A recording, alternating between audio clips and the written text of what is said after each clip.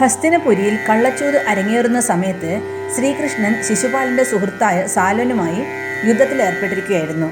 ശിശുപാലനെ വധിച്ചതിൽ കോപിഷ്ഠനായ അയാളുടെ സുഹൃത്ത് സ്വാലൻ കൃഷ്ണനോട് പ്രതികാരം ചെയ്യാൻ സന്ദർഭം കാത്തിരിക്കുകയായിരുന്നു.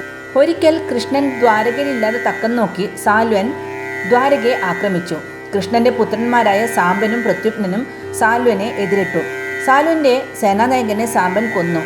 സാൽവൻ യുദ്ധരംഗത്തേക്ക് വന്നു. സാൽവന്റെ ശരമേറ്റ് മോഹാലസ്യം കൊണ്ട പ്രത്യുപ്നൻ അല്പനേരത്തേക്ക് യുദ്ധരംഗത്ത് നിന്ന് പിന്മാറി. രാജസൂയം കഴിഞ്ഞ് ഇന്ദ്രപ്രസ്ഥത്തിൽ നിന്ന് മടങ്ങും വഴിയാണ് കൃഷ്ണൻ ഈ വിവരങ്ങളെല്ലാം അറിയുന്നത്. ഉടൻ തന്നെ അദ്ദേഹം നേരിട്ട് യുദ്ധക്കളത്തിലേക്ക് പോയി തൻ്റെ സുദർശന ചക്രം അയച്ച് സാലുവിൻ്റെ കഥ കഴിച്ചു. സാലുവധത്തിന് ശേഷം ദ്വാരകയിൽ ചെന്നപ്പോൾ മാത്രമാണ് കൃഷ്ണൻ പാണ്ഡവരുടെ വനയാത്രയെക്കുറിച്ച് അറിയുന്നത്. വിവരമറിഞ്ഞ് കൃഷ്ണൻ ഉടൻ തന്നെ പാണ്ഡവരെ കാണാനായി കാമിക വനത്തിലേക്ക് പുറപ്പെട്ടു.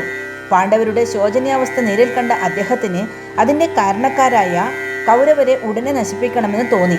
പക്ഷേ അർജുനൻ അദ്ദേഹത്തെ സമാധാനിപ്പിക്കുകയാണ് ഉണ്ടായത്. ശ്രീകൃഷ്ണ ഭഗവാനെ കണ്ടപ്പോൾ കൗരവസേനയിൽ തനിക്ക് നേരിട്ട അപമാനത്തെക്കുറിച്ച് പറഞ്ഞ് തെങ്ങിക്കരയാൻ തുടങ്ങിയ പാഞ്ചാലിയെ കൃഷ്ണൻ സമാധാനിപ്പിച്ചു. കൃഷ്ണന്റെ ഉപദേശപ്രകാരം കുറച്ചുകൂടി സ്വൈരജീവിതം ആഗ്രഹിച്ച് പാണ്ഡവരും കൂടെയുള്ളവരും ദ്വൈതവനത്തിലേക്ക് താമസം മാറ്റി.